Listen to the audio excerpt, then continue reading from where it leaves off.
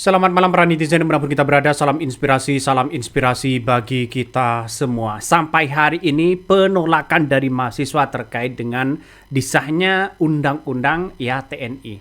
Sangat luar biasa begitu kan ya. Saya apresiasi luar biasa kepada adik-adik mahasiswa yang sampai sekarang ini masih bertahan ya. Inilah situasi dan kondisi di mana demo besar-besaran ya di gedung DPR menuntut pembatalan terhadap apa yang kemudian disahkan. Dan sekarang siapa yang kena dampaknya?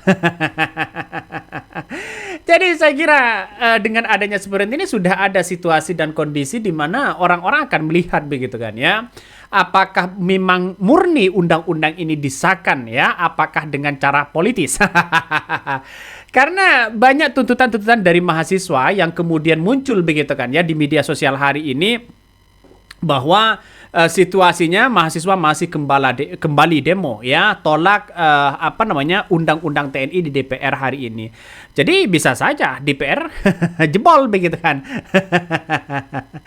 Padahal ini sudah mau lebaran begitu kan ya. Padahal ini sudah mau lebaran. Adik-adik mahasiswa masih giat ya untuk demo sana sini. Saya kira ini masih belum puas sebenarnya terhadap kebijakan undang-undang yang kemudian disahkan di DPR itu. Bagi kami adalah orang-orang akan melihat begitu kan ya, undang-undang ini cukup menjadi pro terhadap rakyat atau bagaimana. Coba kita baca komentar dari netizen. Ini update terbarunya. Polisi membubarkan demonstrasi tolak undang-undang TNI di depan DPR Jakarta. Massa melawan dengan melempar petasan. Coba kita baca ini. Tambahin yang lengkap men ya, serta ya memblokade ambulan ya, medis juga intel yang membawa senjata. Apa maksudnya? Jadi saya kira dengan adanya undang-undang ini begitu kan ya, masyarakat menjadi tidak puas terhadap undang-undang itu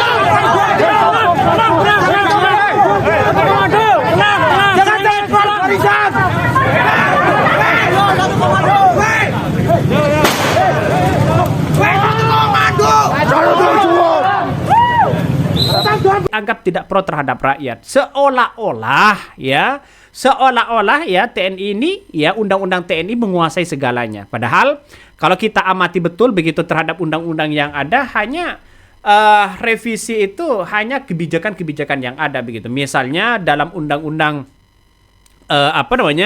yang sudah disahkan begitu kan ya, terkait dengan undang-undang TNI ini begitu kan, dari pasal 3 ayat 2 terus kemudian pasal 7 ayat 2 terus kemudian dari pasal 47 itu memang memberikan leluasa begitu kan para TNI ya untuk memposisi jabatan di situ begitu, tapi dengan syarat memundurkan diri ya, baik dari nanti masuk kejaksaan atau bagaimana. Tapi yang jelas masyarakat ya, dengan embel-embel situ jangan lagi kemudian asumsinya itu adalah di era reformasi kembali kepada Orde Baru. Ini yang tidak diinginkan oleh teman-teman mahasiswa. Mungkin ini mahasiswa kembali demo tolak undang-undang TNI di DPR hari ini ya. Lanjutkan perjuanganmu ya. Pokoknya kita perjuangkan sampai pemerintah cabut undang-undang TNI. Mampu nggak begitu kan ya, ketika demo terus-menerus akan dicabut? Saya kira tidak juga begitu. Kenapa? Karena kita sudah tahu yang mengesahkan di situ adalah DPR begitu kan ya.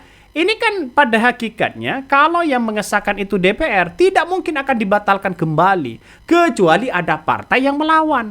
Tapi saya kira partai ya semuanya sepakat kok begitu terhadap undang-undang yang ada. Mulai dari PDIP, mulai dari ya Puan Maharani, terus kemudian mulai dengan yang lain. Partai-partai itu semuanya sepakat. Karena apa? Karena jawaban mereka yang dilontarkan adalah undang-undang itu sebenarnya ya memang ada mengalami revisi. Tapi revisinya tetap tentara aktif ya. Terus kemudian TNI aktif harus memundurkan diri. Itu masyarakat sampai hari ini masih menjadi spekulasi besar ya. Ini juga ada yang mengatakan begini. Semangat anak muda, ente yang masih punya semangat dan aksi untuk mengubah wajah negeri ini ke depan. Semangat dan aksi ini sangat langka untuk generasi yang sudah tua. Ya makanya di bulan suci Ramadan ini sudah banyak orang yang sudah mudik, tiba-tiba begitu mahasiswa masih ngotot ya untuk demo. Tujuannya apa? Tujuannya adalah jangan sampai reformasi ini ada otoritarianisme atau ada otoriter yang kembali di zaman Orde Baru. Mungkin begitu kan. Tapi tuntutan-tuntutan itu semakin mendesak begitu untuk menolakkan terhadap undang-undang TNI. Jadi saya kira habis Lebaran ini akan semakin banyak juga orang-orang yang kemudian yang kemudian akan demo kembali begitu kan akibat ketidakpuasan mereka. Saya kira di era Prabowo ini nampaknya ya perkembangan dari sejak awal untuk memberantas korupsi begitu kan saya rasa sudah bagus tapi mulai lambat nampaknya ya masih agak pesimis terhadap pemerintahan Prabowo hari ini begitu ya.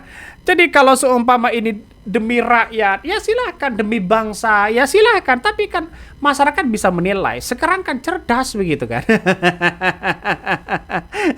Ya ini banyak masih menjadi spekulasi begitu soal Danantara juga, terus kemudian soal korupsi begitu kan. Nampaknya langkahnya sampai hari ini masih belum kelihatan seperti apa begitu. Ngeri. Bahkan dianggap 11-12 dengan seorang Jokowi. Ya, tapi ketika demo besar-besaran menolak terhadap undang-undang TNI ini begitu kan, masyarakat justru ya apa sih sebenarnya begitu kan ya sampai-sampai begitu disahkan begitu cepat. Karena kenapa tidak sosialisasi begitu kan ya, seperti IKN tiba-tiba pindah. Walaupun sudah minta izin ke rakyat yang mana begitu kan. Jokowi pada waktu itu di DPR pada waktu itu mengatakan ya saya izin akan memindahkan ibu kota negara.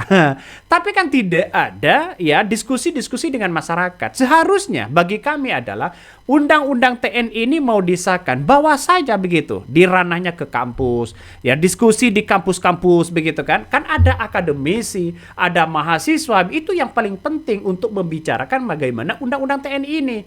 Saya kira bukan tidak setuju dengan adanya undang-undang TNI begitu, karena saya sudah membaca bahwa di poin terakhir ya TNI aktif itu sudah memundurkan diri, dan itu mungkin belum dipahami juga oleh masyarakat Indonesia. Tapi kalau kita melihat dengan hal yang nyata begitu, dimungkinkan takut muncul yang namanya otoriter.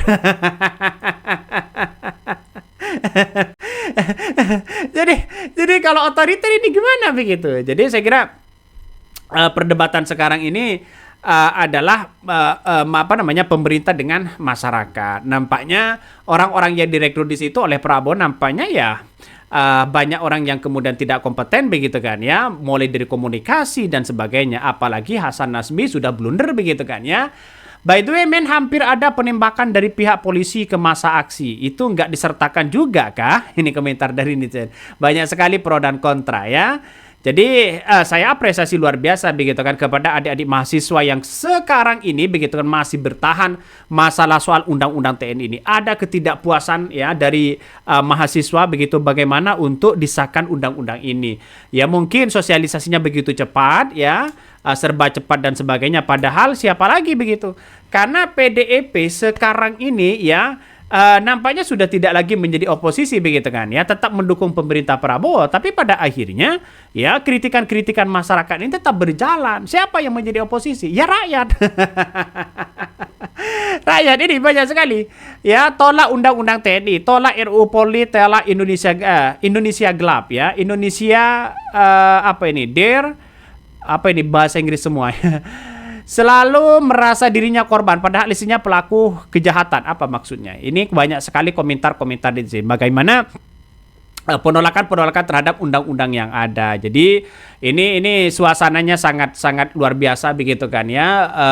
Adik-adik mahasiswa tetap bertahan, mereka tetap demo sana sini begitu kan demi tujuannya untuk mengontrol pemerintah saat ini. Jadi nampaknya di era Jokowi nampaknya demo itu tidak sebesar ini nampaknya sih ya. Walaupun sebesar ini tapi cukup direda begitu kan. Tapi sekarang ini nampaknya begitu, nampaknya untuk direda saja sudah sulit. Apakah ada nuansa-nuansa di balik ini semua? Ya kita tunggu saja begitu kan. Ya kita tunggu saja ya. Jadi artinya apa? Artinya secara tidak langsung ini banyak sekali yang muncul narasi-narasi begitu kan ya.